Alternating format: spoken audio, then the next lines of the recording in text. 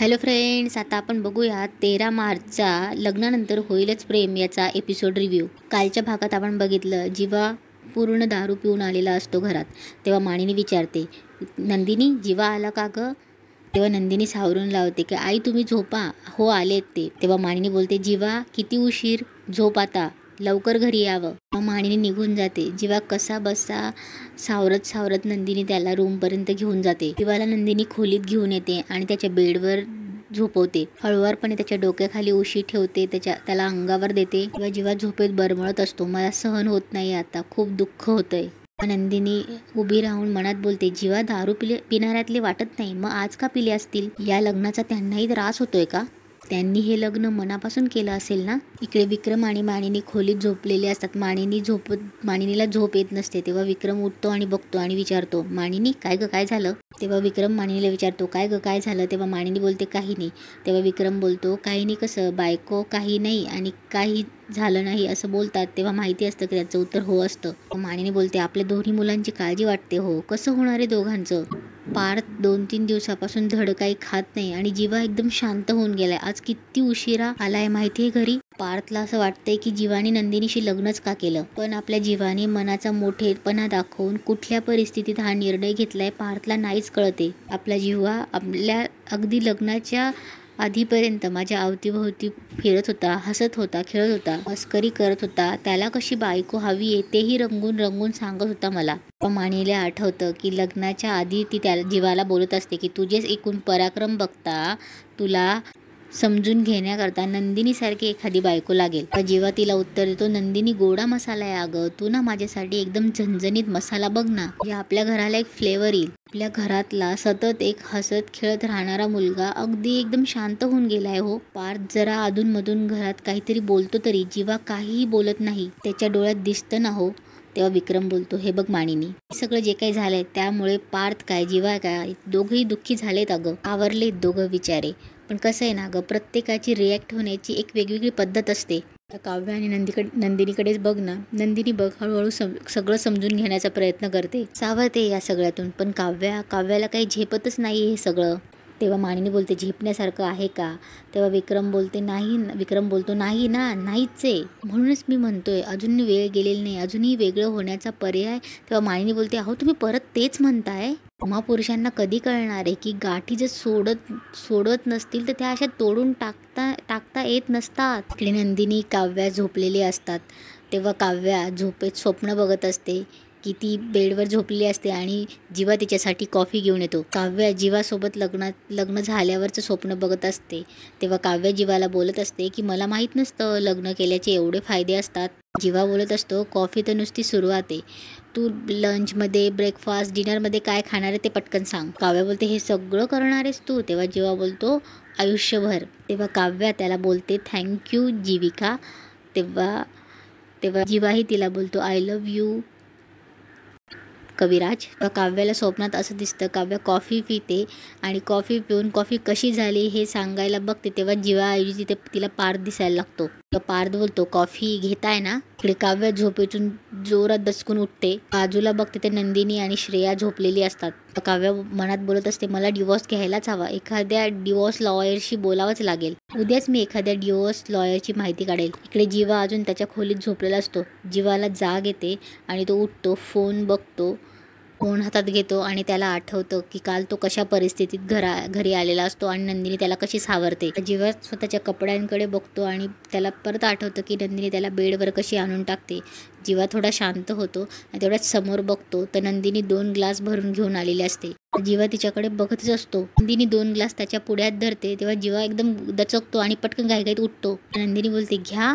तेव्हा जीवा बोलतो, दारू? तेव्हा नंदिनी बोलते, हो दारू तेच आहे, जे काल रात्री तुम्ही प्यायला होतात ना, दारू तेच आहे.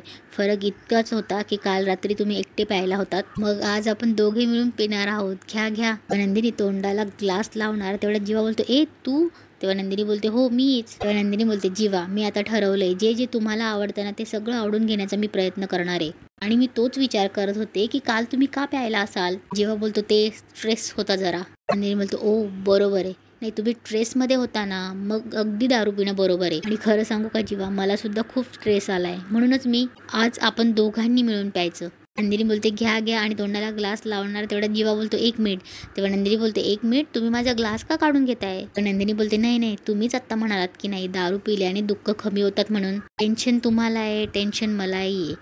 जर टेन्शनवर दारू हा एकमेव पर्याय असेल तर आपण दोघांनी मिळून टेन्शन घालूया ना. मी फक्त कंपनी द्यायला आले, तुम्ही घ्या ना, प्या. नंदिनी तोंडाला ग्लास लावणार तेवढा जीवा बोलतो दारू वाईट असते. तेव्हा नंदिनी बोलते अरे आत्ता कसं? तुम्हीच मला म्हणालात नाही का दारू प्यायल्याने दुःख स्ट्रेस कमी होतो म्हणून. मलाही माझा स्ट्रेस कमी करायचा आहे, पण दोघे मिळून दारू पिऊयात. ठीक आहे घ्या. नंदिनी तोंडाला ग्लास लावते. जीवा नंदिनीचा हात पकडतो. नंदिनी जीवाकडे आणि हाताकडे बघतच असते. जीवाही बघतो आणि पटकन हात काढतो. नंदिनी जीवाकडे प्रेमाने बघते. जीवा शर्मेने मान खाली घालतो. तेव्हा नंदिनी बोलते जीवा दुःख इतकं हलकं नसतं की दारूच्या एका घोटाने विसरलं जाईल, आणि इतकंही हलकं नसतं की दारू आपल्याने आपणही दारूच्या तळाशी जाऊन बसावं. तुम्हाला तुमची चूक कळली, यातच सगळं आलं. नंदिनी जीवासमोर ग्लास धरते आणि बोलते प्या. तेव्हा जीवा शंकेने बघतो.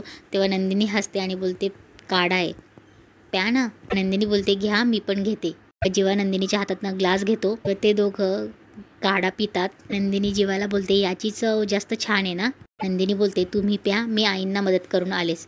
तेव्हा जीवा नंदिनी जाते. जीवा नंदिनीकडे बघत असतो, हातातला ग्लास बघतो आणि ग्लासकडे पण बघत असतो. ते मानिनी किचनमध्ये असते. तेवढ्यात नंदिनी येते. मानिनी नंदिनीला गुड मॉर्निंग करते. तेव्हा नंदिनी गुड मॉर्निंग, पण आई सॉरी. नंदिनी सांगते काय झालं, मी यांना काढा द्यायला गेले होते. मी म्हटलं खाली येऊन पटकन चहा करते, मी बसा ना, मी करते चहा पटकन. तेव्हा मानिनी हसते. नंदिनी बोलते काय झालं? तेव्हा मानिनी बोलते खरं सांगू, हसणार नाहीस ना माझ्यावर? नंदिनी बोलते नाही. तेव्हा मानिनी बोलते अगं सकाळची स्वयंपाकघरात मी एकटीच असते ना. गेल्या काही वर्ष मी अशीच इमॅजिन करत होते की मी किचनमध्ये चहा बनवते आणि नवीन लग्न झालेली माझी सून येते आणि घाईत म्हणते सॉरी आई मला उशीर झाला, मी करते ना चहा, तुम्ही बसा. आणि आता तसंच झालं बघ, म्हणजे माझं स्वप्न पूर्ण झालं. नंदिनी बोलते आई चहाला हे भांडं छोटं होईल ना, मी मोठं बघते.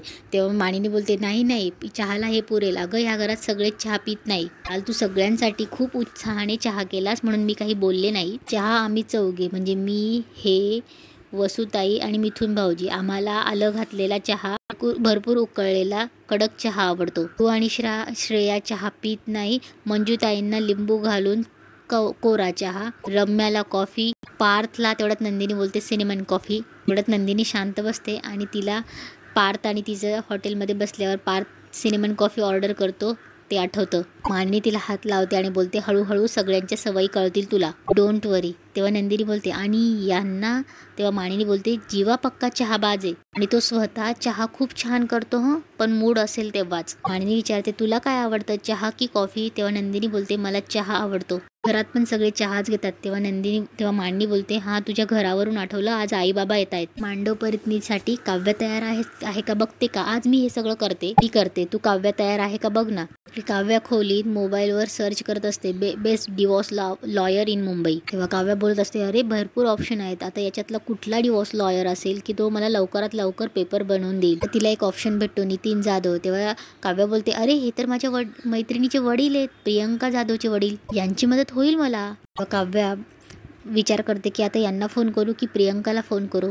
तेव्हा काव्या प्रियंकाला फोन करते. तेवढ्यात नंदिनी तिथे येते. नंदिनी बोलते काव्या काय ग कुणाशी बोलतेस? तेव्हा काव्या बोलते आता हे पण तूच ठरवायचं का मी कुणाशी बोलायचं कुणाशी नाही. एवढी चिडचिड का करतेस? अगं मी अगदी सहज विचारलं. खरी तर तू किती गुणी आहेस, शहाणी आहेस, समजूतदार आहेस. तुझ्या मतांवर तू पूर्वी सुद्धा ठाम असायचीस, पण एवढा आक्रस्थाळेपणा मी आतापर्यंत पाहिला नाही. कुणीही तुझ्याशी काही बोललेलं तुला पटतच नाहीये. 2 दिवसांपूर्वी जे काही घडलंय त्यामुळे सगळंच किती बदलून गेलंय. नंदिनी बोलते काव्या मला फक्त तुला एवढंच सांगायचंय, या सगळ्यांचा शांतपणे विचार कर. नंदिनी बोलते मला वाटतं तू तुझ्या लग्नाला एक चान्स द्यावास. तेव्हा काव्या तिथून रागाने निघून जाते. काव्या जिना उतरून पळत खाली येते. नंदिनीही तिच्या मागे येते.